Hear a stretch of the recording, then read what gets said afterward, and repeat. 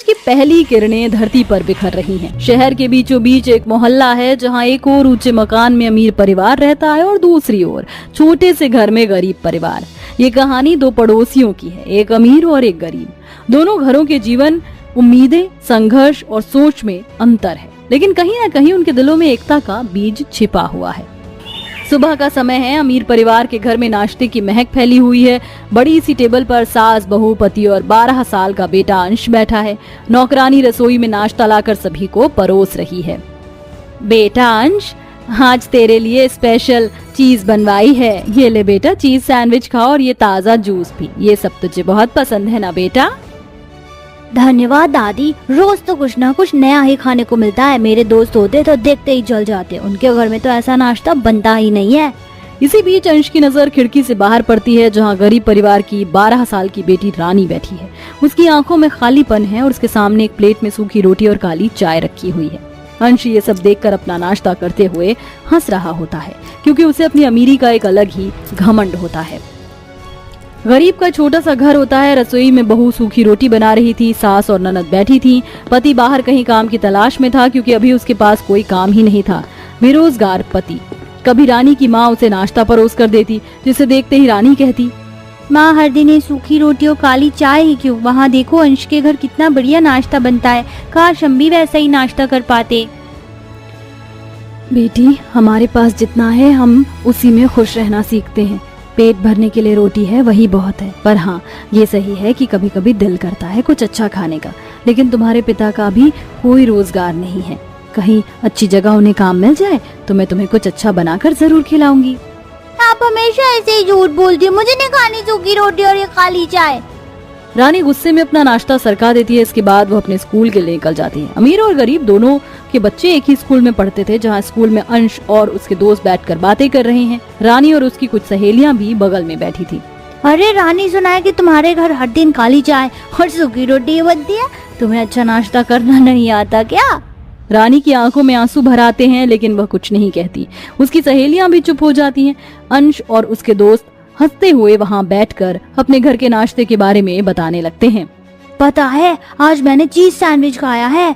आज हमने नाश्ते में यही बनाया था, बहुत स्वादिष्ट था। रोजाना हमारे घर पर कुछ न कुछ अलग ही बनाती है मेरी माँ। मेरे घर आज ब्रेड रोल बनाया था नाश्ते में, वो भी बहुत स्वादिष्ट था। अगर मैं ऐसे रोजाना सूखी रोटी और काली चाय देखूं तो बहुत ज्यादा बोर हो जाऊंगा। पता नहीं है गरीब लोग कैसे नाश्ता कर लेते हैं। इस तरह अंश अपने दोस्तों के साथ गरीब रानी और उसके गरीब दोस्तों का मजाक उड़ाकर वहाँ से चला जाता है। घर वापस आने के बाद रानी का चेहरा उतरा हुआ होता है। क्या हुआ मेरी बेटी, बहुत उदास नजर आ रही है। स्कूल में किसी ने कुछ कह दिया क्या? नहीं माँ, आपको तो पता है ना अंश की आदत अपनी अमीरी का घमंड दिखाने की। हर बार की तरह इस बार भी वो स्कूल के सभी बच्चों के सामने अपने घर के नाश्ते की बहुत तारीफ कर रहा था। गरीब माँ ये सुनकर चुप हो जाती है और चुपचाप घर के काम करने में लग जाती है। देखते ही देखते रात हो जाती है। अब रात के समय गरीब परिवार बैठा होता है और सभी लोग चिंता में डूबे हुए होते हैं। हे भगवान, हमारी रोजी रोटी का बंदोबस्त कर दो। हर दिन सूखी रोटी खाकर कब तक जिएंगे? रानी को स्कूल में सब चिढ़ाते हैं। सच कहूँ माँ जी, मुझे रानी के लिए दुख होता है। बच्ची है और हम उसे अच्छा नाश्ता तक नहीं दे सकते। हम इतने गरीब हैं कि 2 वक्त की रोटी भी हमारे लिए बहुत मुश्किल है। हाँ भाभी, लेकिन इसमें हमारी गलती नहीं है। हम जितना कमा सकते हैं उतना ही तो खा सकते हैं। भगवान को यही मंजूर है शायद। लेकिन कहते हैं हर गरीब का दिन आता है, बस हमारा भी दिन आ जाए। उस रात गरीब परिवार के खाने के लिए कुछ भी नहीं था। सभी भूखे पेट ही सो जाते हैं। दूसरे दिन सुबह अमीर परिवार फिर से बढ़िया नाश्ते का आनंद ले रहा होता है। अंश फिर से खिड़की से बाहर देखता है, जहाँ गरीब परिवार बैठा होता है।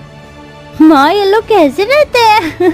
हर दिन वही रोटी और चाय। कितना गरीब होते हैं ये लोग।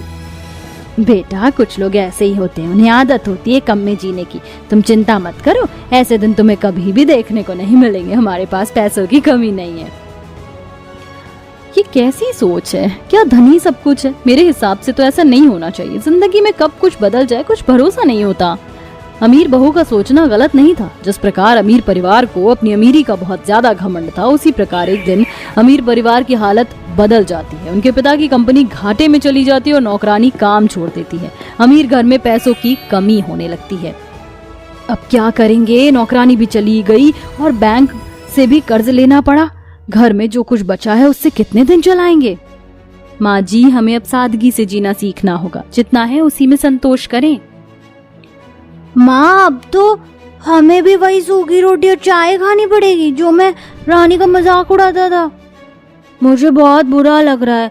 लगता है हमें भगवान ने सजा दी है, जैसी करनी वैसी भरनी। अगर मैंने उसका मजाक ना उड़ाया होता तो शायद आज हमारे साथ ऐसा ना होता। अब अमीर परिवार को भी गरीबी के दिन देखने पड़ते हैं। अंश चुप चुप रहने लगता है। जब स्कूल में उसके अमीर दोस्तों को ये पता चलता है कि उनके घर में इतनी सारी परेशानियां आ गई हैं, तो वो भी अंश से दूर होने लगते हैं। ऐसे ही एक दिन अमीर परिवार का चूल्हा ठंडा पड़ा होता है। गरीब बहू ये देख लेती है और अपने घर से कुछ रोटियां ले जाकर अमीर परिवार को देती है।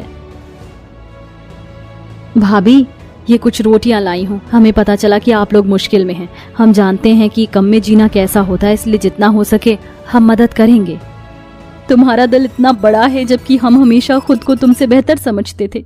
हमें माफ कर दो। आप ऐसा क्यों सोचती हो? हमें कोई एतराज नहीं है ना, हमें बुरा लगता है। अब हम गरीब हैं तो गरीब हैं, परेशानी भरे दिन आते जाते रहते। इतना हम अगर सोचने लगे तो जीवन को कैसे जिएंगे। आप बेफिक्र रहो, कोई भी परेशानी हो तो मुझे जरूर बताना। आखिर एक पड़ोसी ही पड़ोसी के काम आता है। अंश ये सब देख लेता है, उसे भी अपनी गलती का एहसास होता है। अगले दिन स्कूल में अंश और रानी आमने सामने खड़े होते हैं। अंश अपनी गलती के लिए माफी मांगता है। रानी, मुझे माफ कर दो, मैंने तुम्हारा बहुत मजाक उड़ाया। अब मैं समझ गया कि अमीरी गरीबी से कुछ नहीं होता, असली दौलत दिल की होती है। मैंने तुम्हारा मजाक भी उड़ाया और तुम्हें गरीबी के चलते नीचा भी दिखाया। मेरी गलती बड़ी है, मैं जानता हूँ, माफी के लायक नहीं हूँ, फिर भी हो सके तो माफ कर देना। कोई बात नहीं अंश, हमने भी बहुत कुछ सीखा है। चलो अब हम सब दोस्त बनकर रहेंगे। मैं घर से सूखी रोटी चटनी के साथ लेकर आई हूँ, नाश्ते में तुम्हें खानी है? हाँ हाँ जरूर, बहुत जोरों से भूख लगी है।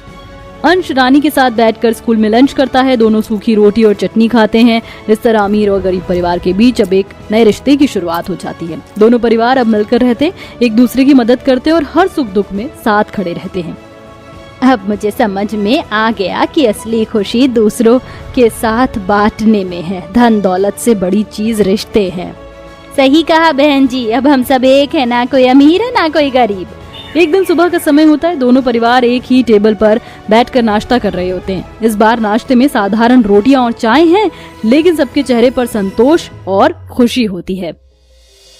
आज ये साधारण नाश्ता भी बहुत स्वादिष्ट लग रहा है, क्योंकि हम सब साथ हैं। हाँ, जब दिल में प्यार हो तो सब कुछ अच्छा लगता है। दोनों पड़ोसी परिवार मिलकर हंसते हैं और उनकी हंसी में अब कोई भेदभाव या ईर्ष्या नहीं है। अब दोनों पड़ोसी परिवार एक साथ खुशी खुशी रहते हैं। धन दौलत से बड़ा कुछ नहीं, लेकिन जब यह दूसरों के साथ बांटा जाए, अमीरी और गरीबी का फर्क तब तक बना रहता है जब तक हम इसे अपने दिल और दिमाग में जगह देते हैं। लेकिन जब दिल में प्यार और समझदारी होती है तो ये फर्क मिट जाता है। यही इस कहानी का सार है, जहाँ अमीरी गरीबी का भेदभाव खत्म हो जाता है और दोनों परिवार एक साथ मिलकर जीवन की असली खुशियों का आनंद उठाते हैं। वैसे दोस्तों, आप सुबह के नाश्ते में सबसे ज्यादा क्या खाना पसंद करते हैं? कमेंट में हमसे शेयर जरूर करें।